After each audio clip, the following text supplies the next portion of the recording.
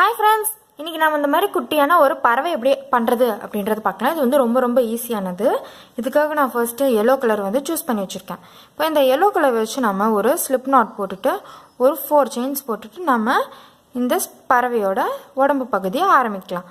So 1 2 3 4 stitch போட்டதுக்கப்புறம் இந்த first ஸ்டிச்சில் போய்ட்டு நீங்கள் ஒரு ஸ்லிப் ஸ்டிச் போட்டுக்கணும்.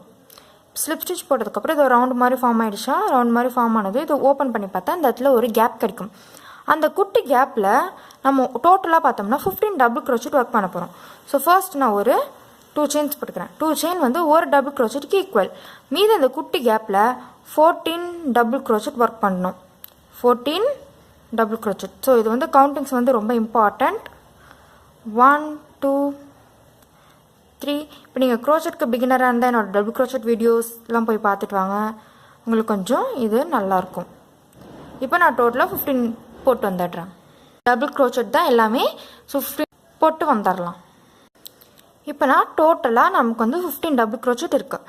இப்போது இந்த ஃபர்ஸ்ட் இதோட ஸ்டிச்சோட டாப்பில் போய்ட்டு உள்ளார விட்டு இழுத்து நம்ம ஸ்லிப் ஸ்டிச் போட்டுக்கிறோம்.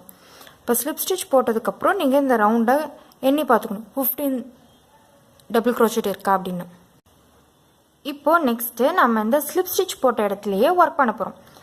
எப்படின்னா ஒரு சிங்கிள் க்ரோச்செட், ஒரு டபுள் க்ரோச்செட், 5 ட்ரிபிள் க்ரோச்செட், ஒரு டபுள் க்ரோச்செட், ஒரு சிங்கிள் க்ரோச்செட். மறுபடியும் ஒரு வாட்டி சொல்கிறேன், ஒரு சிங்கிள் க்ரோச்செட், ஒரு டபுள் க்ரோச்செட், 5 ட்ரிபிள் க்ரோச்செட், ஒரு டபுள் க்ரோச்செட், ஒரு சிங்கிள் க்ரோச்செட். ஸோ ஃபர்ஸ்ட்டு நம்ம ஒரு சிங்கிள் க்ரோச்செட் போட்டுக்கலாம். சிங்கிள் க்ரோச்செட் போகிறதுக்கு பதிலாக நான் ஒரு செயின் போட்டுக்கிறேன். ஒரு செயின் வந்து ஒரு சிங்கிள் க்ரோச்செட்க்கு ஈக்குவல். இப்போ அதே இங்கே பாருங்கள், ஸ்லிப் ஸ்டிச் போட்ட இடத்துல நான் ஒரு டபுள் க்ரோச்செட் ஒர்க் பண்ணுறேன். ஃபர்ஸ்ட்டு ஒரு டபுள் க்ரோச்செட். அப்புறம் அதே ஸ்டிச்சில் நான் என்ன சொன்னேன், 5 ட்ரிபிள், ஒரு டபுள், ஒரு சிங்கிள் சொன்னேன்னா, ஸோ 5 ட்ரிபிள் போடுங்க இதே இடத்துல. 5 ட்ரிபிள் க்ரோச்செட். 1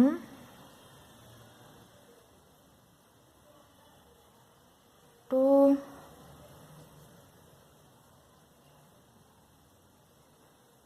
3 4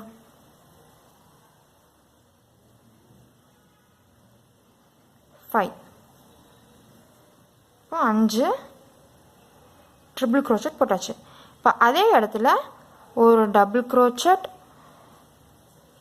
ஒரு சிங்கிள் க்ரோச்செட், அதே இடத்துல சிங்கிள் க்ரோச்செட் போட்டு ஃபினிஷ் பண்ணிச்சு. இதுதான் நம்ம பறவையோட தலை. இப்போது பாருங்கள், இந்த இடத்துல இந்த ஸ்டிச் வந்து இப்படி மறைஞ்சிருக்கும். இது இப்படி இழுத்து பார்த்தீங்கன்னா இது இங்கே ஒரு ஸ்டிச் இருக்கும். ஸோ அடுத்த 10 ஸ்டிச்சில் ஒவ்வொரு ஸ்டிச்லையுமே ஒவ்வொரு சிங்கிள் க்ரோச்செட் போட்டுவாங்க. ஸோ 1 2 ஒவ்வொரு சிங்கிள் க்ரோச்செட் தான்.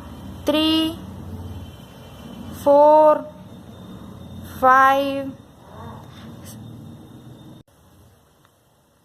6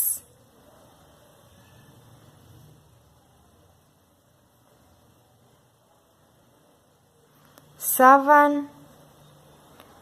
8 9 10. இப்படி 10 சிங்கிள் க்ரோச்செட் போட்டதுக்கப்புறம் பக்கத்தில் 11th ஒன் இருக்கும். அந்த 11th ஸ்டிச்சில் நம்ம ஒரு சிங்கிள் க்ரோச்செட், ஒரு செயின், ஒரு டபுள் க்ரோச்செட், ஒரு செயின், ஒரு சிங்கிள் க்ரோச்செட். ஸோ ஃபர்ஸ்ட்டு ஒரு சிங்கிள் க்ரோச்செட், ஒரு செயின், அப்புறம் அதே இடத்துல ஒரு டபுள் க்ரோச்செட், அப்புறம் ஒரு செயின், அப்புறம் அதே இடத்துல ஒரு சிங்கிள் க்ரோச்செட். இது பார்த்திங்கன்னா குட்டி வால் மாதிரி இருக்கும், டெயில் பகுதி பாருங்கள், அழகாக இருக்கா. இப்போது மீதி நமக்கு 1 2 3 ஸ்டிச்சஸ் பேலன்ஸ் இருக்கும். அந்த 3 ஸ்டிச்சஸ்லேயும் ஒவ்வொரு ஸ்டிச்லேயும் ஒவ்வொரு சிங்கிள் க்ரோச்செட் போட்டு ஃபினிஷ் பண்ணிடலாம். இப்போ இந்த 3 ஸ்டிச்சஸ் போட்டதுக்கப்புறம் இந்த ஹெட் பகுதி வந்துடும். இந்த தலைப்பகுதி வந்த இடத்துல ஒரு ஸ்லிப் ஸ்டிச் உள்ளார விட்டு ஒரு ஸ்லிப் ஸ்டிச் போட்டு டைட் பண்ணிக்கிட்டு ஒரு செயின் போட்டு நம்ம கட் பண்ணிடலாம். இப்போ நெக்ஸ்ட்டு அதோட பீக், அதாவது இந்த இடத்துல நம்ம சொல்லுவோம் இல்லையா, அது இந்த பறவைக்கான அந்த பீக் சொல்லுவோம் இல்லையா, பீக் அலகு அந்த அலகுக்கு போயிட்டு நாம் இந்த ரெட் கலர் சூஸ் பண்ணியிருக்கேன். பிகாஸ் நான் வந்து எல்லோ கலர் பறவை சூஸ் பண்ணனால இது நான் வந்து ரெட் கலர் சூஸ் பண்ணியிருக்கேன். இப்போ இதுக்குள்ளே ஹூக்கை இன்சர்ட் பண்ணிவிட்டு நம்ம இதை கையில் எடுத்துக்கிட்டு இங்கே பாருங்கள் நான் எந்த இடத்துல விட்டுருக்கேன்னு, நம்ம கடைசியாக போட்டோம் இல்லையா ஒரு சிங்கிள் crochet, அந்த இடத்துக்கு மேலே அந்த இடத்துல விட்டுட்டு ஒரு இந்த சிவப்பு கலர் இதை பிடிச்சி இழுத்துக்கோங்க. இப்போ ஒரு 4 செயின்ஸ் போட்டுக்கோங்க.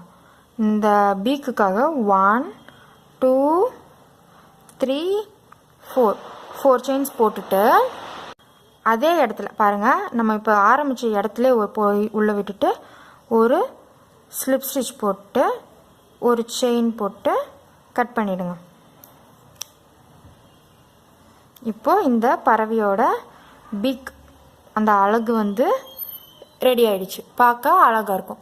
இப்போ கண் வந்து ரெடி பண்ணலாம். இப்போது இந்த கண்ணுக்காக நான் வந்து ரொம்ப குட்டியான நூலை வந்து ஃபர்ஸ்ட்டு கட் பண்ணி வச்சுருக்கேன். இப்போது இந்த குட்டியான நூலை ஃபர்ஸ்ட்டு 2ஆக மடிச்சுக்கோங்க.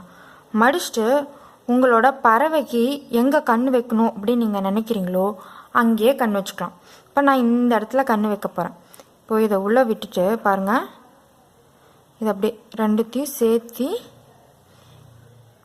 ஃபர்ஸ்ட் வந்து இப்படி அடியில் விட்டுக்கோங்க. ஊசியை இப்படி மேல் பக்கமாக விட்டுட்டு இதை வந்து பிடிச்சி ரெண்டுத்தையும் பிடிச்சி இழுத்து இப்படி வச்சுக்கோங்க. வச்சுட்டு ஊசி எடுத்துகிட்டு இப்போ பாருங்கள் மறுபடியும் ஊசியை அடியில் விட்டுட்டு இதை வந்து இப்படி பிடிச்சா அடியில் இழுத்துக்கலாம். இழுத்ததுக்கப்புறம் பாருங்கள் இது வந்து இப்படி இருக்கும். இப்படி வந்ததுக்கப்புறம் நெக்ஸ்ட்டு இப்போ இந்த ஊசி இதுக்குள்ளே விட்டுட்டு இதை வந்து இப்படி பிடிச்சி இழுத்துக்கலாம்.